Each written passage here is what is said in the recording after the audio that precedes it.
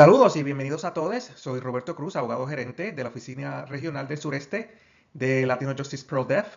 En el día de hoy discutiremos la ley de desastres y manejo de emergencias con un enfoque en cuestiones legales y políticas que afectan a las organizaciones no gubernamentales tanto en la Florida como en Puerto Rico. La manera en que nosotros hemos organizado esta presentación es a través de un formato que se utiliza en las escuelas de derecho y es a través del estudio de casos. Vamos a empezar por una introducción en que vamos a presentar todas las partes que están envueltas en esta presentación. Latino Justice, Green Latinos, Blausteins Philanthropic Group y pues vamos a explicar un poco sobre nuestra teoría de cambio que se llama abogacía comunitaria. Luego vamos a especificar cuáles son los objetivos de esta presentación e inmediatamente empezaremos a discutir casos. Empezaremos con un caso en la Florida, el de Florida Rising versus Department of Environmental Protection, seguido por un caso en Puerto Rico, el de Comité de Diálogo Ambiental versus FEMA, y entonces terminaremos con un caso en Luisiana, que es el obstáculo más grande que nosotros tenemos en cuanto a los litigios climáticos. Luego de eso empezaremos a discutir legislación en la Florida. Nos enfocaremos al derecho a aguas limpias y saludables en este estado. Luego pasaremos a Puerto Rico y hablaremos sobre la legislación que está dirigida a darle el derecho a demandar al público en general, cosa que algunos estados tienen, pero Puerto Rico no goza de ese derecho. Luego de eso vamos a hablar sobre estrategias de cabildeo. También vamos a discutir los desafíos en la implementación de las reformas legales, con una específica atención a las órdenes ejecutivas emitidas por la administración del presidente Trump. También vamos a hablar sobre casos exitosos y lecciones aprendidas a través de todos estos años. Y finalmente concluiremos con una sesión de preguntas y respuestas con el público.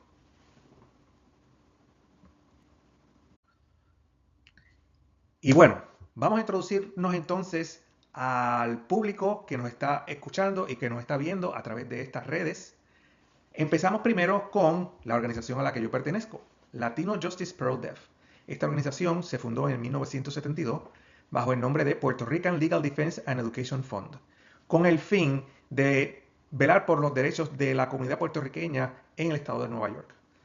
Una vez nuestra organización empezó a defender los derechos de la comunidad latina, no solamente en el estado de Nueva York, sino a través de toda la nación y en el Caribe, surgió entonces el cambio de nuestro nombre a Latino Justice. Y de esa forma entonces nosotros poder con nuestro nombre pues explicarle al público que no nada más ahora nosotros defendemos los derechos de los puertorriqueños, sino de toda la comunidad latina en los Estados Unidos. Nuestra función como organización es defender los derechos de las comunidades latinas a través de estrategias legales y legislativas. Con nosotros también nos acompañan la organización Green Latinos. Esto es un grupo de defensa ambiental enfocado en aumentar la participación de la comunidad latina en prácticas sostenibles e iniciativas climáticas. Y este programa que ustedes están viendo y otros servicios también que nosotros prestamos con ayuda de Green Latinos son auspiciados por la organización Blaustein Foundation Group. Esto es un consorcio de fundaciones familiares comprometidas con el apoyo a iniciativas de justicia social, derechos humanos, educación y sostenibilidad ambiental. Ahora bien, en términos del enfoque que nuestras organizaciones le damos al cambio social, todas estamos en consenso de que la mejor forma es a través de una escuela de derecho que entiende que la mejor forma de provocar ese cambio es a través de la abogacía comunitaria. En inglés, community lawyering, rebellious lawyering, revolutionary lawyering. Y el enfoque es darle la prioridad a las necesidades que nos trae la comunidad en vez de ser los abogados los que tratan de llevar los casos a la comunidad. Me explico. En términos generales, en el pasado, las organizaciones de servicios legales siempre han encontrado asuntos de su interés que tratan de entonces buscar un cliente que represente esos intereses que el abogado entiende que deben de lucharse dentro del marco político legal. Ahora bien, a través de la abogacía comunitaria, la persona que impulsa y que establece cuáles son las prioridades es la comunidad en sí. O sea que es la comunidad el que se acerca al abogado y le dice, mira, esto es lo que nosotros queremos luchar. En vez de ser el abogado el que le dice a la comunidad cuáles son sus derechos y qué es a lo que ellos quieren luchar, es el público el que le dice cuáles son sus intereses y entonces la agenda de trabajo se hace a base de esos intereses comunitarios, de ese interés público, no del interés del abogado. Y luego de la introducción, pues vamos a pasar entonces a cuáles son los objetivos de esta presentación. Bueno, pues son tres. Número uno, queremos dar una perspectiva legal sobre el clima. ¿Qué es lo que está pasando en la Florida y qué es lo que está pasando en Puerto Rico? También queremos darle una perspectiva de lo que es cabildeo. Hay muchas definiciones de lo que se trata cabildeo y pues queremos entonces enfocarnos en una definición en particular y en un curso de acción que nosotros entendemos que ha sido eficiente en perseguir, defender el interés público. Y por último, pues vamos a enseñar de qué forma, a través del proceso legal en los tribunales y del cabildeo en la legislatura y en otros foros, se puede entonces proteger a las comunidades vulnerables a los cambios climáticos. Vamos entonces a empezar con el caso de Florida Rising versus Department of Environmental Protection. Hace unos años, una organización sin fines de lucro que se dedique a defender los derechos del público en asuntos ambientales, llamada Earth Justice, presentó una demanda ante la Agencia de Protección al Ambiente o Environmental Protection Agency por sus siglas EPA, en nombre de otra organización sin fines de lucro que se llama Florida Rising. Florida Rising presentó esta querella administrativa bajo el título 7 de la Ley de Derechos Civiles de 1964. Entiéndase, esta organización, Florida Rising, presenta una demanda de derechos civiles amparándose en la falta de protección ambiental. Ellos no están ejecutando una ley ambiental, no están actuando como policías de la ley ambiental, sino que están diciendo que su organización y sus miembros se le están violando sus derechos civiles. En otras palabras, que se le está discriminando. Y las prácticas discriminatorias que ellos denuncian se basan en la emisión de permisos, incluyendo el permiso de instalar una incineradora de basura en el área de Doral, Florida. Eso está en el sur de la Florida. Allá en Doral, el que conoce el área sabe que eso es una comunidad predominantemente latina. Ahora bien, hay muchas personas que viven en esa área que no hablan inglés. Y al darse esos permisos hay que pasar por un proceso que incluye el solicitar la opinión de la comunidad en cuanto a la instalación de ese tipo de operación. Bueno, pues ¿qué pasa? Que en esa comunidad no muchas personas hablan inglés. Y hubo una ausencia de avisos oficiales en español y una falta de interpretación adecuada en eventos oficiales. ¿Y qué hace la comunidad entonces de Doral? Bueno, el 93% de las personas que viven dentro de un radio de 3 millas de la incineradora de Doral son personas de color. Y el 36% vive debajo de los niveles de pobreza. Así que esa incineradora va a emitir contaminantes que causan cáncer y problemas respiratorios, además de los malos olores que afectan la calidad de vida. ¿Y cuál fue la demanda que la comunidad de Doral le presentó a EPA? Bueno, pues ellos solicitaron que EPA garantizara que el Departamento de Protección Ambiental de la Florida considerara como asunto de justicia ambiental las acciones que estaban tomando en detrimento y en discrimen de la población hispanoparlante en Doral, y que no solamente tomara en cuenta la comunidad de Doral, sino los permisos que se emitían a través de todo el estado.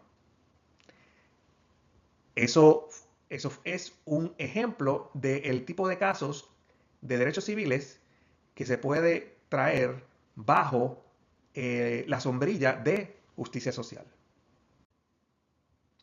Ahora nos mudamos a Puerto Rico. En Puerto Rico, un grupo de organizaciones de comunidades pro derechos al ambiente, que incluye Comité de Diálogo Ambiental, el Puente de Puerto Rico y otras, se unieron para presentar una demanda en contra de FEMA. En esta demanda se alega que FEMA y otras agencias realizaron evaluaciones ambientales deficientes para la reconstrucción de la infraestructura eléctrica de Puerto Rico, tras el paso de varios huracanes. Los que viven en Puerto Rico y los que saben un poco de lo que está pasando en el archipiélago saben que las plantas de energía en la isla se construyeron a mediados del siglo pasado. Y luego del paso de estos huracanes, pues estas plantas generadoras de electricidad basadas en petróleo y carbón, pues están a un nivel de que es bien difícil repararlas. Bueno, pues estas comunidades entendieron que es mejor utilizar el dinero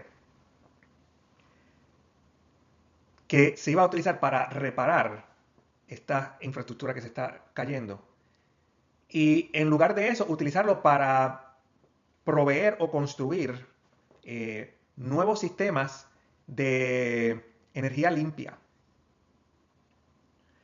Precisamente en el momento en que se presenta esa demanda, la EPA anuncia como su política pública de que ciertamente el enfoque de la agencia va a ser en energía renovable.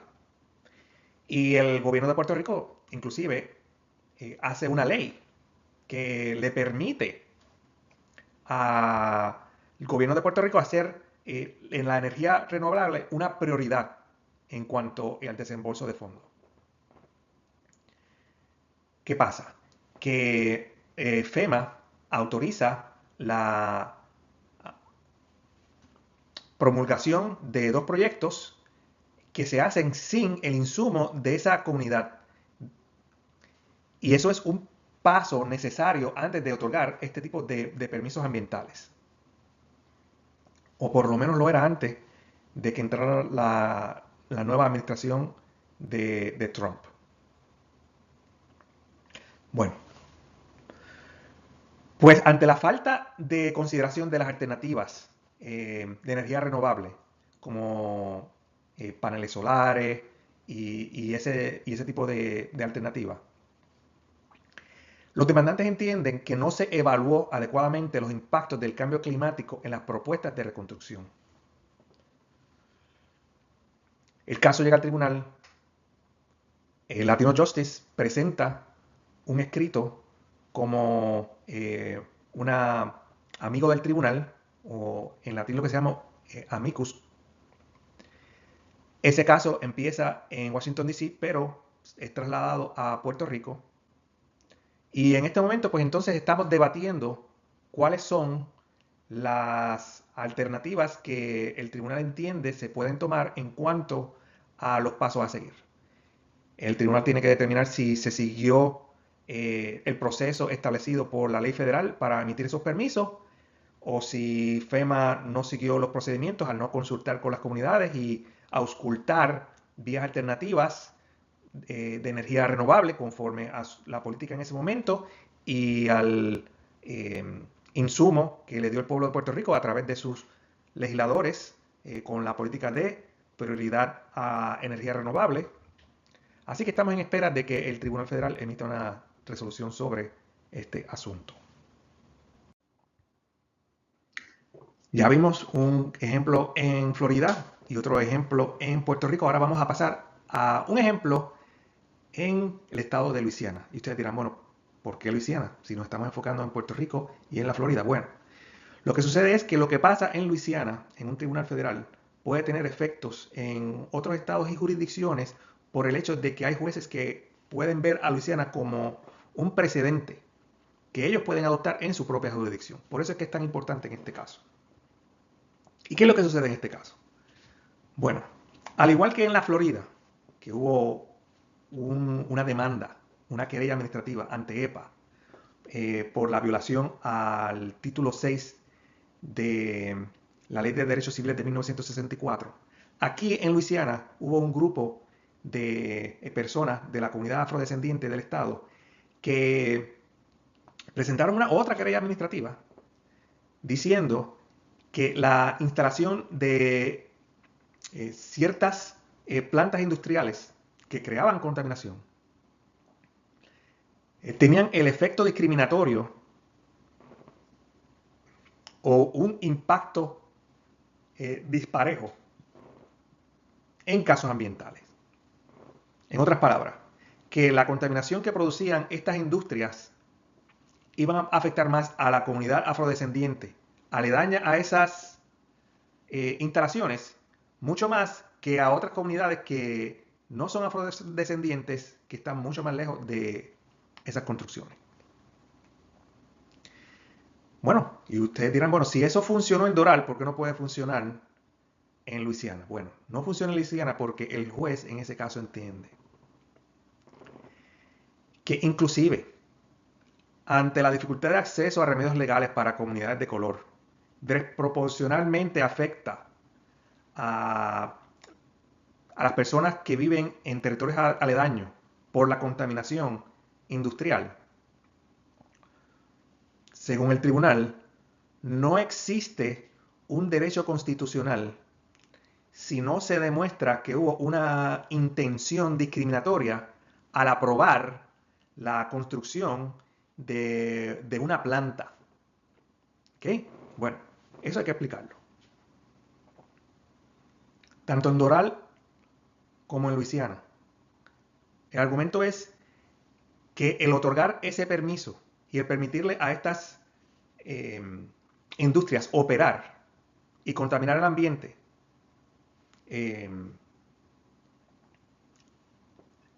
si eso de una forma no intencional desproporcionadamente afecta a comunidades de color, bueno, pues entonces usted tiene una causa de acción. Usted dice, bueno, quizá la intención no era contaminar mi comunidad, pero el efecto de aprobar ese permiso, pues ciertamente es que va a afectar a comunidades de color. Bueno,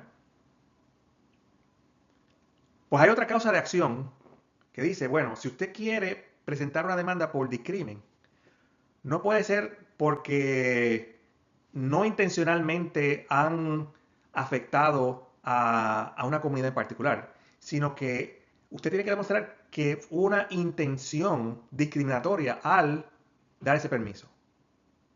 O sea, que la persona que aprobó ese permiso quería que se afectara esa comunidad.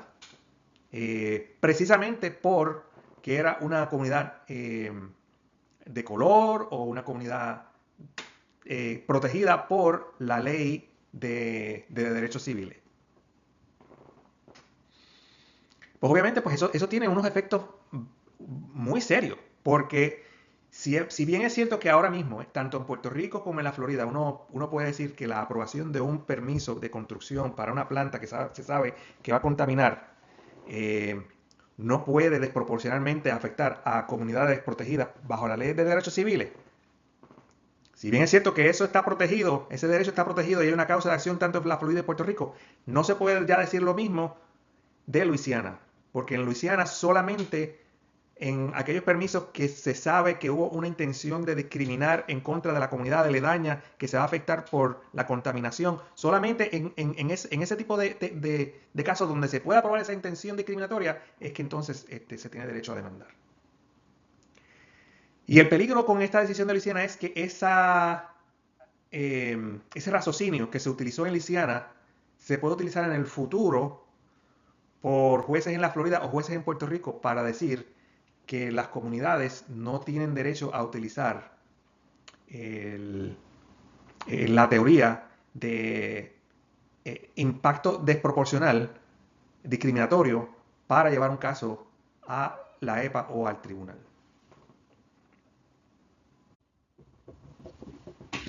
Bueno, y ustedes dirán, ya sabemos que en los tribunales los remedios dependen de la jurisdicción que uno esté. Si uno está en Puerto Rico y en la Florida es distinto de si uno vive en el estado de Luisiana.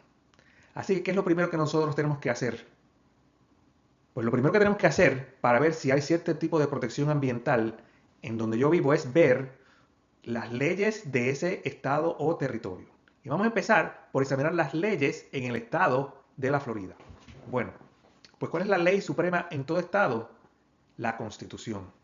Nosotros tenemos una Constitución federal que abarca los derechos de los ciudadanos norteamericanos en los estados.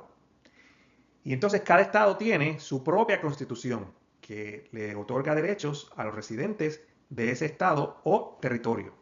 Si estamos hablando entonces de la Florida, sí tenemos unos derechos constitucionales federales, pero la constitución norteamericana no contempla ningún derecho al ambiental. Eso no es así con la constitución de la Florida. La constitución de la Florida sí tiene una cláusula en el artículo 2, sección 7A de la Constitución. En esa cláusula de recursos naturales se establece que la política estatal es de conservar y proteger los recursos naturales y la belleza escénica. O sea que hay una prohibición, por ejemplo, de perforaciones de petróleo y gas en ciertas áreas estatales. También enmienda el derecho a aguas limpias y saludables. Esa enmienda otorga a los residentes el derecho a aguas limpias, permite acciones legales contra agencias estatales que dañen las aguas de la Florida y faculta a los residentes a abogar por la protección ambiental y buscar remedios judiciales. ¿Qué significa todo esto? Bueno, eso significa que el público en general tiene el derecho a demandar en los tribunales a cualquier parte que entienda que está violentando ese derecho constitucional a recursos naturales y a la belleza escénica. Y uno dirá, bueno, pero todo el mundo debería de tener el derecho de demandar si entiende que se está violando sus derechos ambientales. Bueno, eso no necesariamente es así. Vamos entonces a ver el caso de Puerto Rico. En Puerto Rico, el público en general no tiene un derecho de demandar para proteger sus derechos ambientales. Quien único tiene derecho de demandar es el Estado. ¿Cuál es el problema con eso? Bueno, pues el problema con eso es que si hay una comunidad que está velando por sus intereses y se le acerca al gobierno de Puerto Rico para que presente una demanda en contra de un desarrollador que está violentando los derechos al ambiente, como por ejemplo, construyendo en playas, construyendo en montes, contaminando el ambiente, pues le toca entonces al gobierno ver si tiene los recursos y el interés de presentar esa demanda en los tribunales. Si el gobierno no está en posición de presentar esa demanda por falta de recursos o falta de interés, pues entonces sucede lo que está sucediendo ahora en la isla, que es que muchas organizaciones están recurriendo a el uso de su derecho de libertad de expresión, están tirándose a la calle y están haciendo huelga, actos de desobediencia civil y otro tipo de estrategias para asegurar la protección de sus derechos ambientales. Bueno,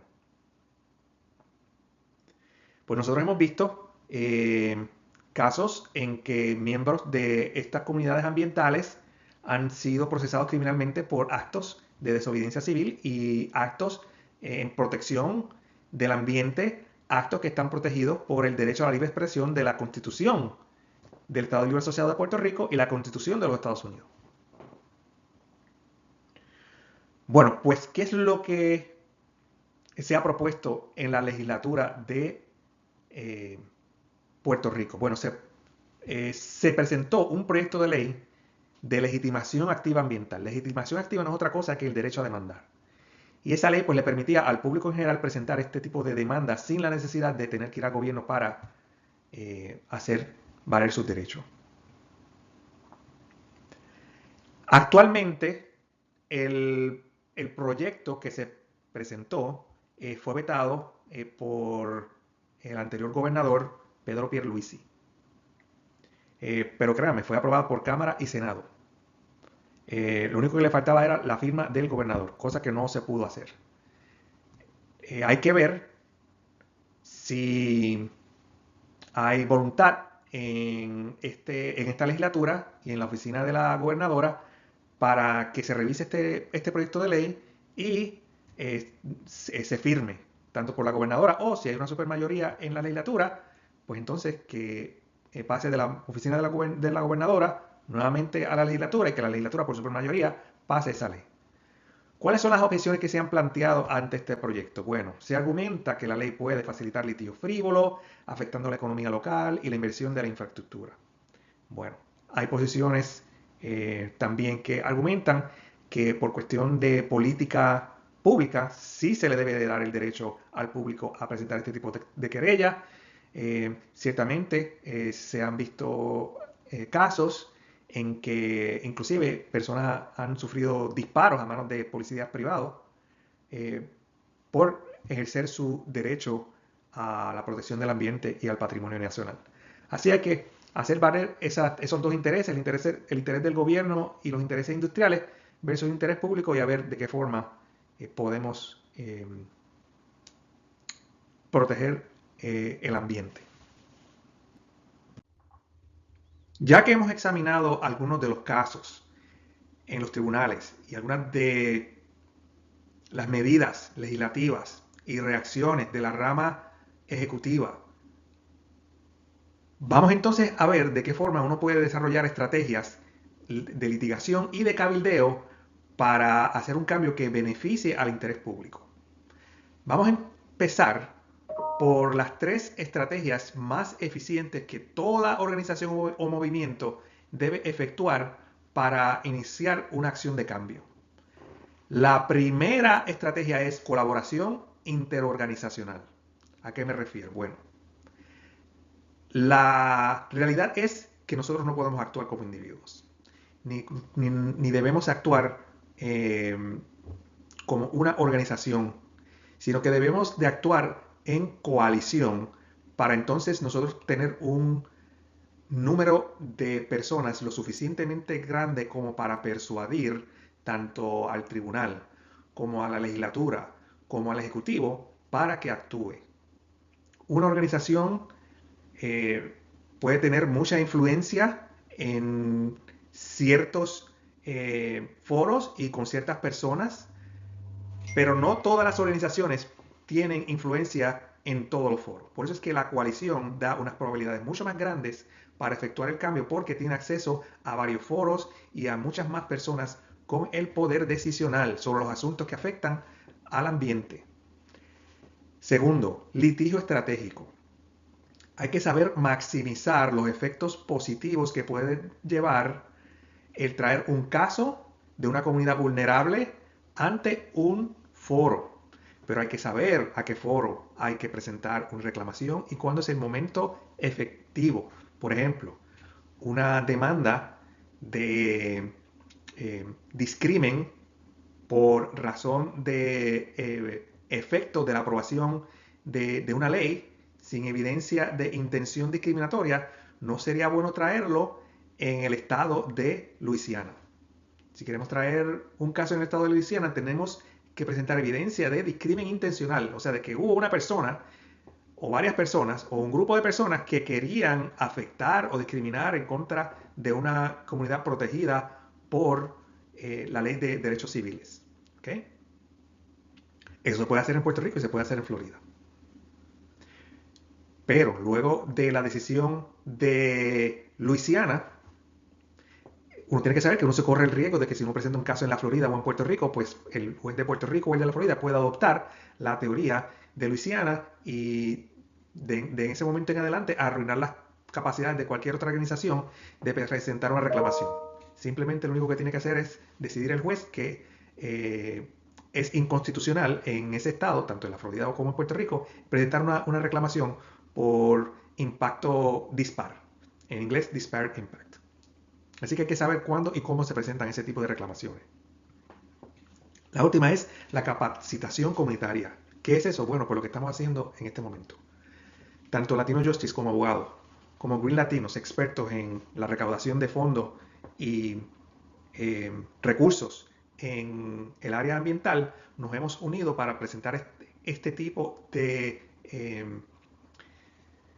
recursos a la comunidad en Puerto Rico y en la Florida. Y lo estamos presentando en un lenguaje que es accesible a la población que nosotros nos estamos dirigiendo. ¿Ok? Nosotros tenemos esa expertise y en su momento, si ustedes se unen a nuestra coalición, nosotros contaremos con su expertise para poder capacitarnos a nosotros mismos y a la comunidad que nosotros representamos. Ahora, vamos a examinar un caso en específico que nos va a ayudar a revisar todo lo que hemos discutido en un asunto concreto. Y es el caso de la Ley de Legitimación Activa Ambiental en Puerto Rico, el proyecto de la Cámara 474. ¿Qué es lo que sucede? En Puerto Rico, ya lo hemos discutido, que el público en general no tiene el derecho de presentar una reclamación para proteger al ambiente. Solamente el gobierno de Puerto Rico tiene la facultad de presentar esas reclamaciones judiciales. Bueno, pues ¿cuál sería el objetivo de crear una campaña de abogacía comunitaria? Bueno, pues el objetivo primero sería cabildear para que haya una ley que permita a la ciudadanía en general tomar acciones en contra de las amenazas a su medio ambiente. ¿Ok? Bien. Si ese es el objetivo, pues tenemos que buscar organizaciones que se unan a esa causa para presentar ese proyecto de ley en la legislatura de Puerto Rico. ¿Cuál es la diferencia entre Puerto Rico y Florida? Bueno, en Puerto Rico hay leyes que le permiten a organizaciones presentar propuestas de ley. Por lo regular, y esto es lo que pasa en el estado de la Florida, tiene que ser un legislador el que presente un proyecto de ley. Típicamente, la comunidad escoge un legislador, le presentan ese proyecto, y entonces ese proyecto pasa a un comité legislativo, ese comité legislativo presenta esa medida en la agenda de ese comité a través del presidente de ese comité. El comité aprueba o descarta esa medida y luego ese comité expone la medida al pleno de la legislatura. O sea, si el legislador que presentó esa medida en la Cámara, pues entonces la Cámara revisa ese asunto en el comité y entonces lleva esa medida al pleno legislativo, que es cuando la Cámara y el Senado se reúnen y ahí entonces toman la decisión de aprobar o no ese proyecto.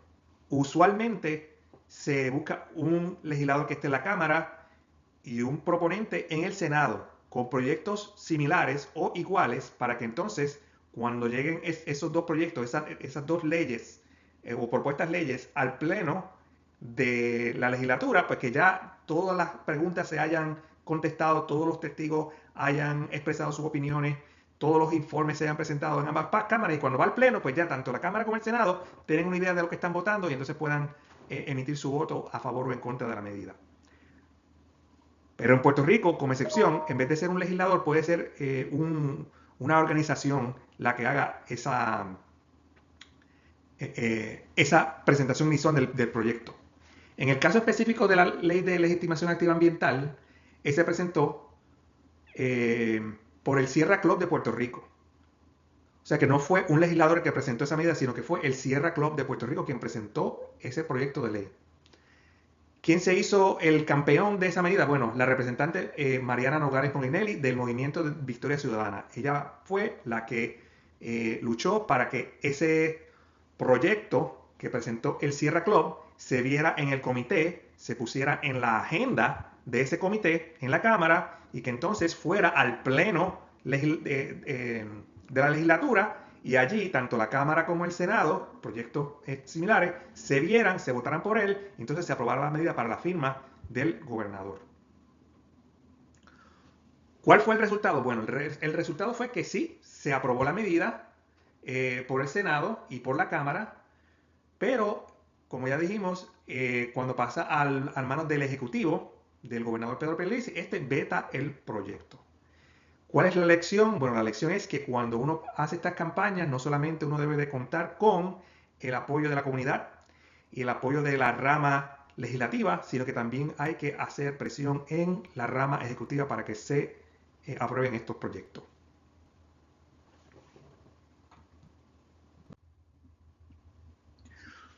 ¿Cuáles son entonces otros de los obstáculos a los que nos debemos de preparar cuando estamos implementando reformas legales? Bueno, primero que nada, para repasar lo ya aprendido, el primer obstáculo es el obstáculo político. Los intereses económicos siempre provocan resistencia a las legislaciones ambientales. Eso es algo que todo el mundo debe tener consciente. El status quo siempre va a ser favorecido por el Estado. De hecho, si ustedes han visto, la legislación ambiental que se formó en las administraciones pasadas, tanto a nivel federal como estatal, movían la economía hacia la energía renovable. Y ahora con esta nueva administración, tanto a nivel federal como estatal, se ha movido más a la energía fósil. Por eso que en Puerto Rico ahora se está hablando más del gas y de hacer tubos de gases en lugar de pues, hablar de asuntos como la energía solar. Desafíos económicos. También siempre se habla de la falta de fondos. Por eso es que siempre que uno trate de hacer una propuesta en un tribunal o pasar una medida en la legislatura, hay que tener testigos, peritos, que hablen sobre los aspectos económicos de un proyecto. Eso siempre va a ser bien persuasivo. Y barreras administrativas. Bueno, pues siempre los procesos que tienen que ver con asuntos del ambiente van a ser bien burocráticos y bien complejos. Esa queja no solamente viene de la comunidad pro derechos del ambiente, sino inclusive de los intereses económicos. Así que las industrias se quejan de lo mismo que se queja la comunidad pro derechos del ambiente.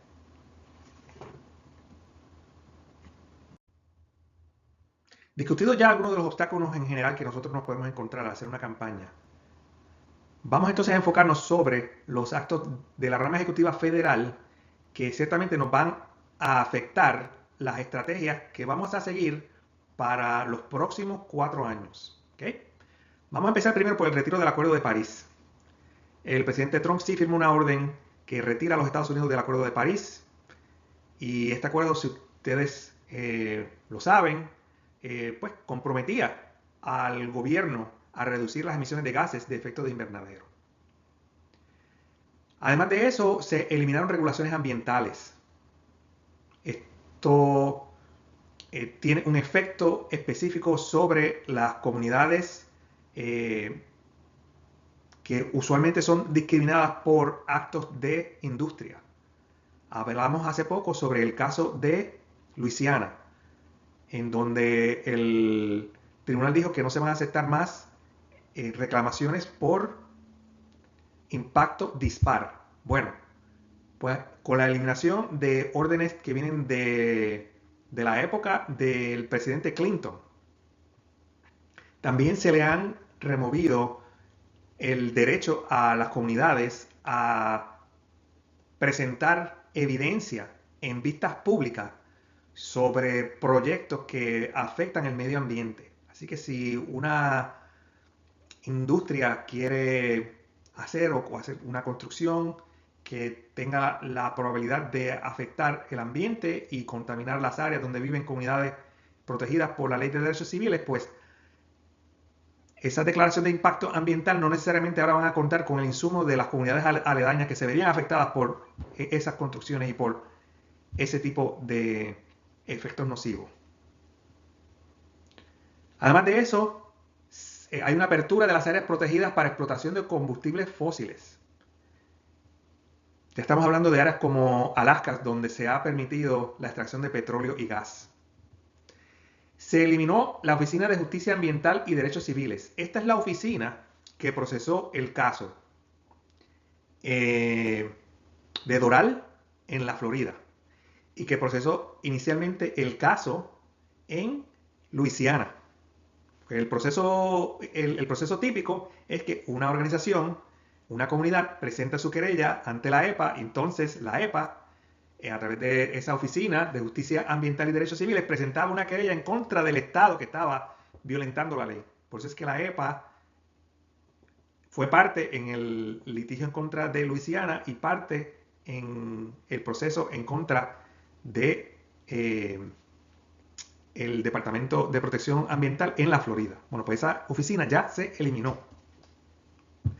Revisión de programas de subvenciones de la EPA. Ustedes saben que en el cuatrienio pasado muchas organizaciones presentaron propuestas para obtener fondos de la EPA que ayudaran a proteger al ambiente. Bueno, pues esos fondos federales han sido paralizados hasta nuevo aviso. Se van a revisar esas propuestas para determinar si van a seguir con ellas o no. Eliminación de políticas de diversidad, equidad e inclusión, DEI. Bueno, pues obviamente las comunidades históricamente marginadas que habían tenido acceso a ciertos programas, pues ahora no van a tener ese acceso a través de los programas de DEI. Y finalmente tenemos el desmantelamiento de la Ley de la Política Ambiental Nacional, o NEPA. Esta ley es una de las bases por las cuales el Comité de Diálogo Ambiental presentó su reclamación en contra de FEMA para que se incluyera el insumo de la comunidad, que se incluyeran opciones a los proyectos que se habían aprobado y que en lugar de aprobar un proyecto para corregir o arreglar el sistema existente en la isla, que se utilizaran esos recursos para hacer un sistema de electricidad y de energía nuevo que fuera más sostenible y que ciertamente pues, fuera más resiliente.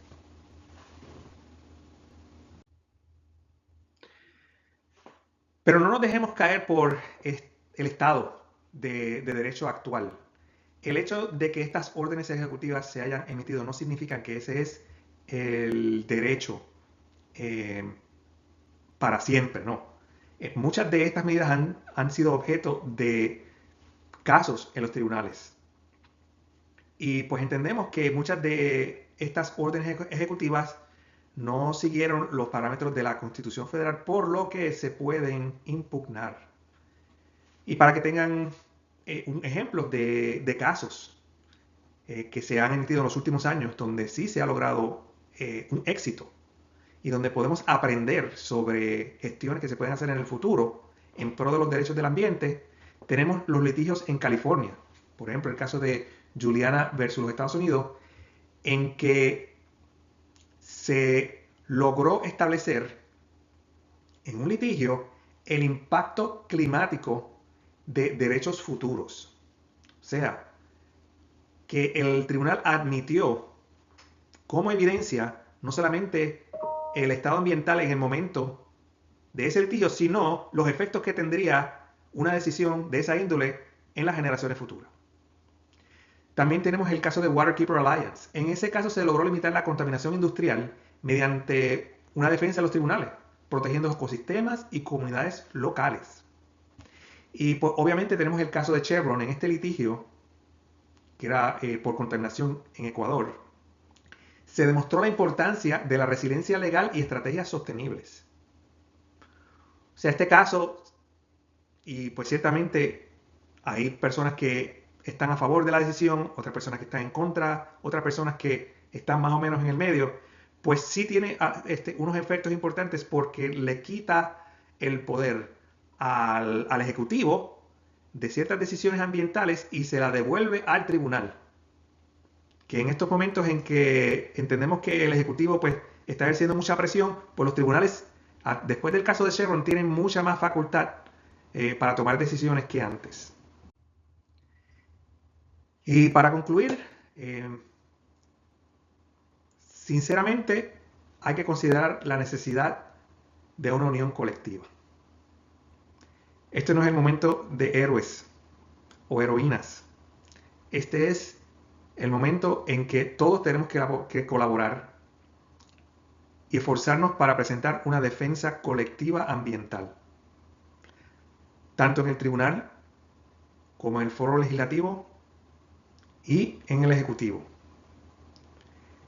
Ante el cambio en la administración federal, tenemos que luchar y tener un compromiso persistente, porque si no, nuestras comunidades permanecerán desprotegidas. Está en nuestras manos empoderar a nuestra comunidad a través de la educación y de esa forma provocar un cambio sostenible que fomente la resiliencia ambiental que todos necesitamos. Y acuérdese, nosotros no estamos haciendo esto para hoy, sino lo estamos haciendo para el futuro de nuestras generaciones. De tener alguna duda sobre el contenido de nuestra presentación o si interesa algún tipo de asistencia legal o para desarrollar su estrategia legislativa, no dude en comunicarse con nosotros en Latino Justice o con el personal de Green Latinos. Aquí tiene mi dirección de correo electrónico en la pantalla. Cuando ustedes deseen, pueden comunicarse conmigo y nosotros con mucho gusto les contestaremos sus interrogantes. Mucho éxito en su campaña.